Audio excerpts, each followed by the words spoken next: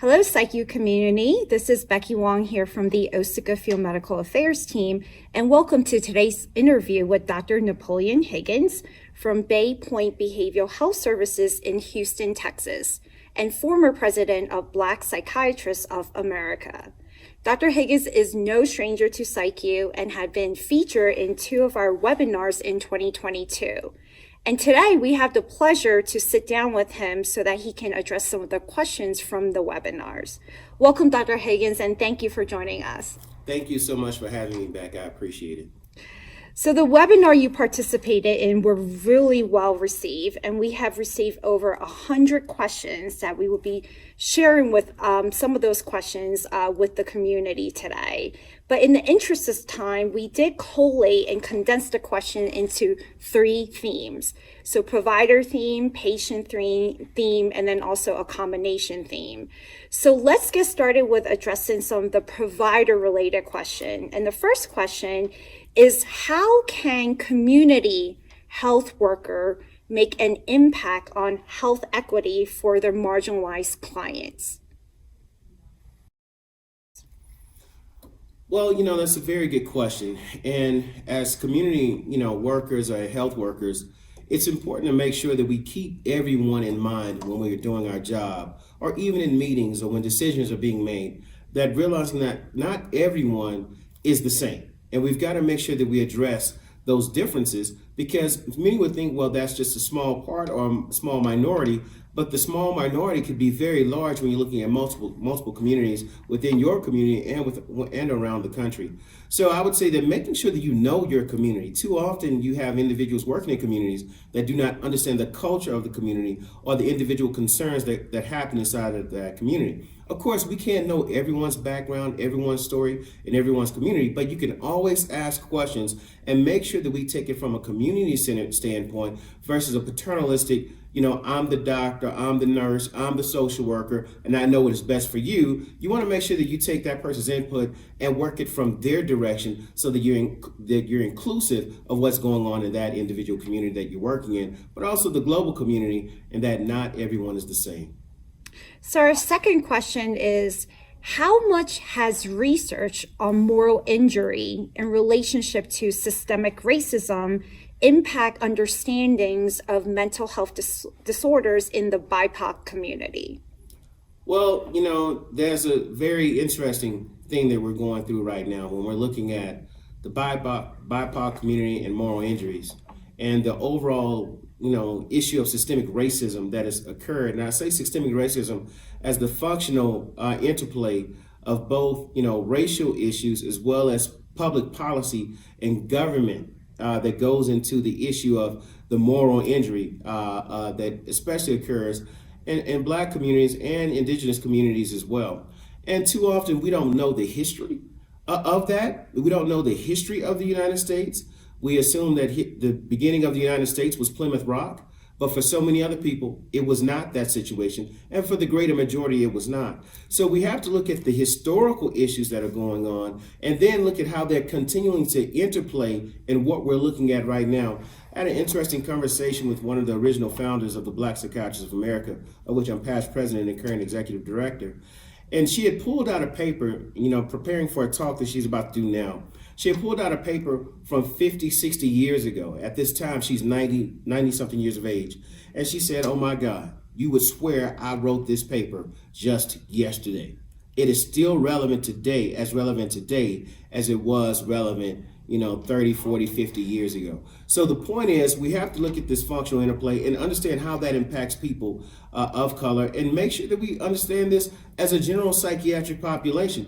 Not everyone has the same history, and we need to stop ignoring those histories of Black people, indigenous people, Asians who came on the West Coast, Pacific Islanders. A lot of people's history has been written out, and so it's hard to impact that functional interplay of systemic racism when people don't know the history of their own country or the history of the people that they're addressing. So it's important that we become, I would say, social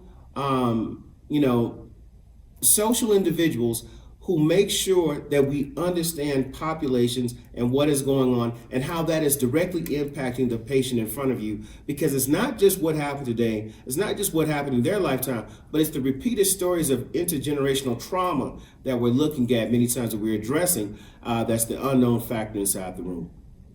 So our final question before moving into our next theme that focus on patient-related questions.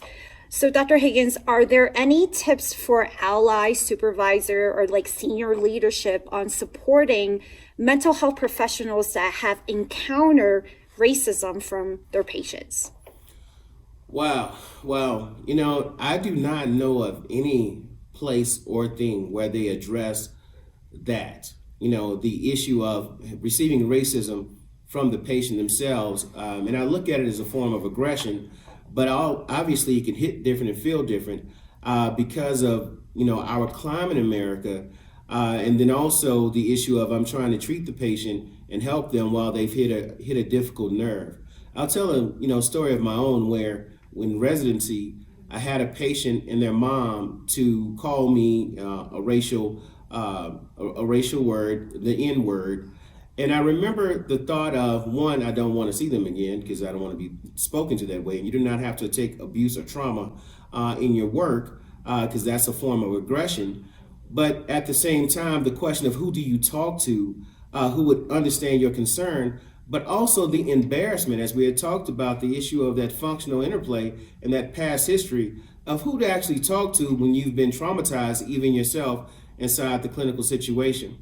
What I frequently do, what I did with that individual, I just told staff or supervisor that I did not want to see that person again. I didn't necessarily go into the reasoning, but for me to say something like that, of which I probably never said in my entire time of residency, that really wasn't a question asked, which I felt was supported by, I said that I didn't want to see them again. I did record it in the note. But also we're looking at the issue of, do you have to see those individuals? So my point is this. One, you do not have to be traumatized in your work. If someone says something of that sort, you are allowed to, make sure that you document, give very good reason before terminating the patient. But also we do need a space where we can talk and discuss. And it's good, even as psychiatrists or mental health professionals, social workers, nurse practitioners, to have your own therapist that you see that you could discuss this information with, so that you can work through your own traumas, realizing that we hear racial trauma, we hear all kind of traumas, and it does, the job is a job of listening and trying to help human suffering, and it can take a toll on you.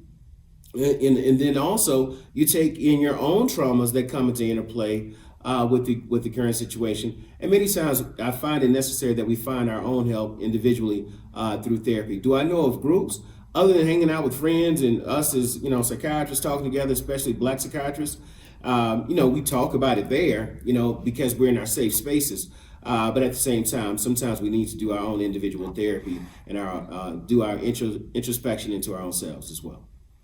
Thank you, Dr. Higgins. And as we transition into more of the patient theme questions, I want to start off by asking, what are the key factors in detecting your provider is not treating you equitably?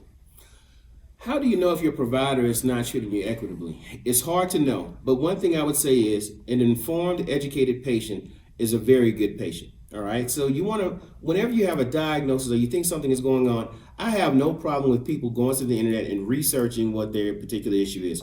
And trying to, now, I tell people you want to be on a legitimate website, be careful of blog posts and things of that sort. There's a lot of legitimate, good information out there by NAMI, by APA, American Psychiatric Association, American Psychological Association. There's good information out there by the Black Psychiatrists of America, Association of Black Psychologists. If you want to read more information about Black mental health, there are some really good resources and books out there that unfortunately you have to search a little bit more for, but you can find them. So one, inform yourself.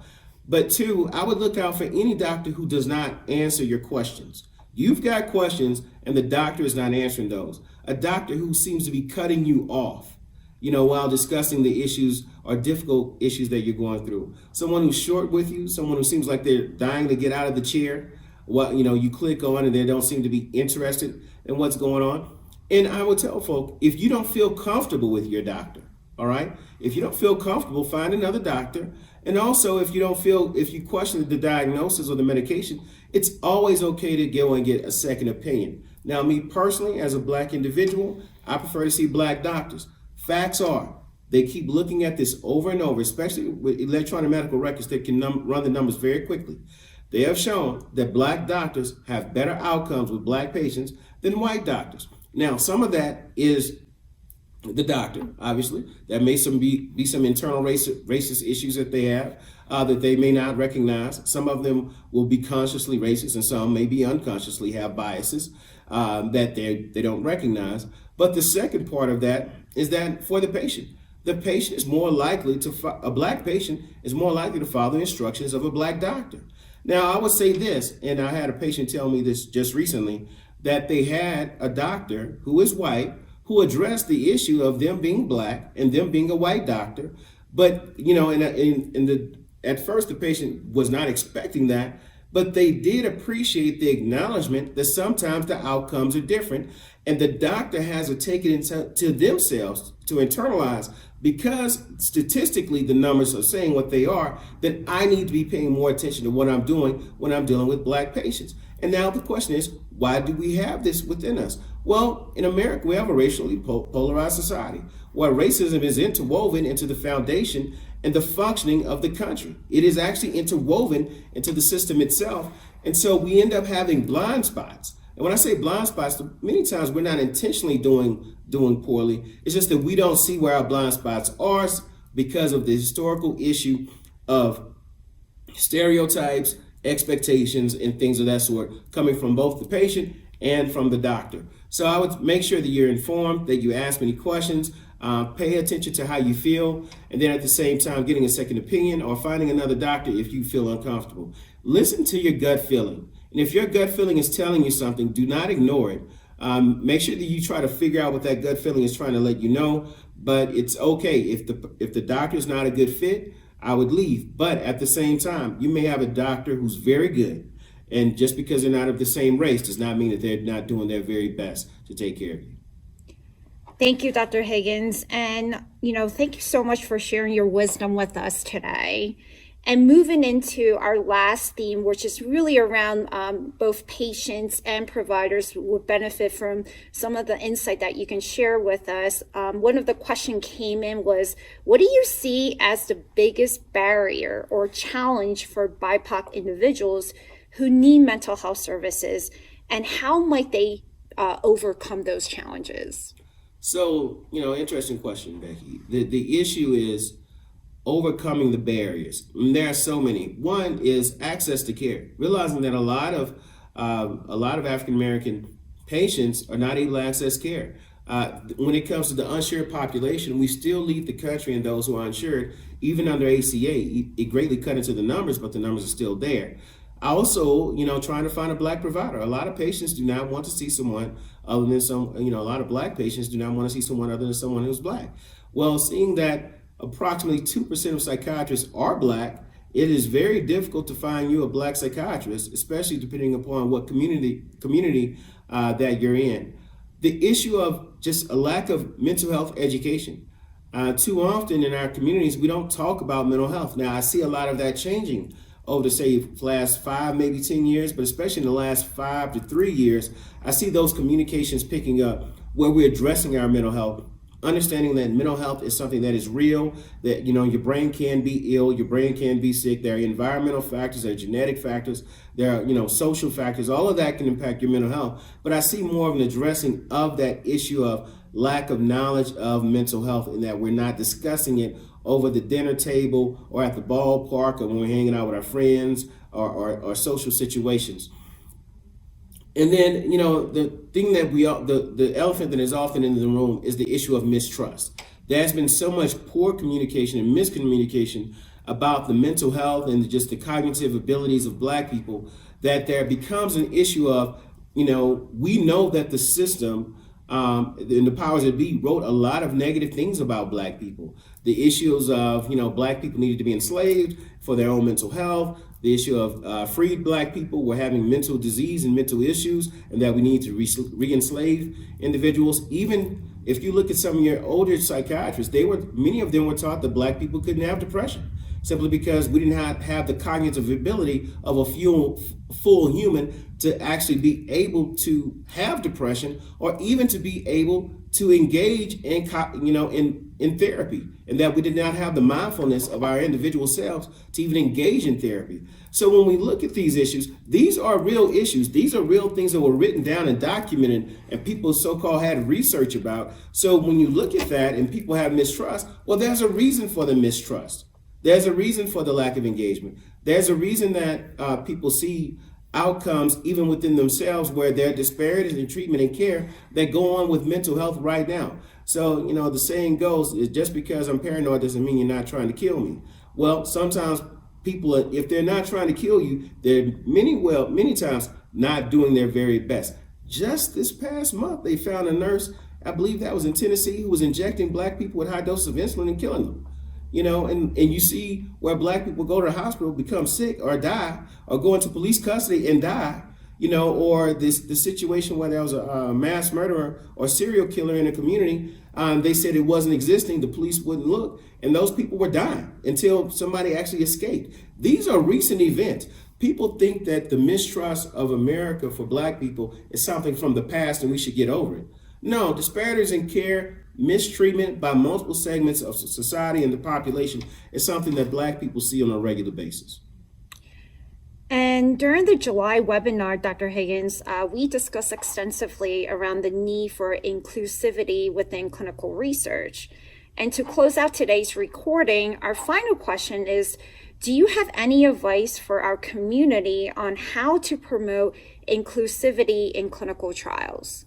Inclusivity in clinical trials is something that, we definitely need to address. And I would say the way to address it is a couple of things. One, approach the black community. Too often people who do clinical trials can be in communities or in situations where they don't see a whole lot of black people. And then also trying to increase the amount of black researchers. I do some clinical trials, I do some, not a lot, but introducing black clinicians to research is something that we have a dearth of doing and something that we're definitely trying to correct in the Black Psychiatrists of America with our next upcoming meeting in the spring. So try to engage the black community, ask the question, are you willing to engage in research? We have this particular study, and if you want to be a part of it. And oddly enough, they found that black people don't deny research much more than any other race. But also having a black clinician, me as a black psychiatrist, I'm not even in a predominantly black area. I think my area that I work in is about 7% black, 7 to 10% black, which on average is lower than the city of Houston itself. But my patient population is about 40%, 45% black, about 25% Hispanic, 25% white, and about 5% Asian. So being in that, oddly enough, in Hispanics are another group who don't engage enough in mental health services, Asians as well, all right? So I'm pretty much outpacing the color that is actually in my community itself. And I think that's because me being black and a minority, maybe more people are willing to see me. Well, doctors who see diverse populations have a diverse group of individuals to engage in research. So we have colorful numbers because that's who comes into the clinic and that's who we approach. Also, making sure that you approach zip codes that have black people, that have people of color. You go to that zip code. You cannot put up a castle and put a moat around it and then ask people to come in if the drawbridge is down, is up. But also trying to make sure that you put the castle inside the community where the people are at makes a huge difference. So just reaching out, communicating, I think we need to get, and also I think we need more black researchers themselves. We need to introduce black doctors to the research model. And that goes even further back, where even in medical school, the question is, who are the doctors doing the research and who are they recruiting, as understudies, as the young individuals coming through? And so if people are only recruiting the people who are around them or the people who look like them or the people that remind them of them, that means that you're going to have that type of individual to engage, that type of subject engaged in research around you who reflects who you are, versus trying to make sure that we're reaching out in multiple areas, because we need to diversify the research because the population has always been diverse. This whole thing about diversity just happening is just a flat out lie. the country has always been diverse. I got on my soapbox here. But in 1776, we did not include the slaves. We did not include the millions of Native Americans. We did not include the hundreds of thousands of Asian Americans on the West Coast. We did not include the Pacific Islanders, realizing that everybody in Mexico, which all the way went through California and Oregon and Washington, they were all Mexicans. We didn't include any of those people or populations. So when you look at the West continental United States right now, it has never been all white, all right? And it's never been all Anglo-Saxon either. There have been always several tens of cultures who created where we are right now. It's time that we address those things so we can be a better country and have better outcomes that match the country itself, and make sure that we're researching those populations. Well, thank you, Dr. Higgins, for joining us, and this concludes today's recording. Thank you. Thank you so much for having me.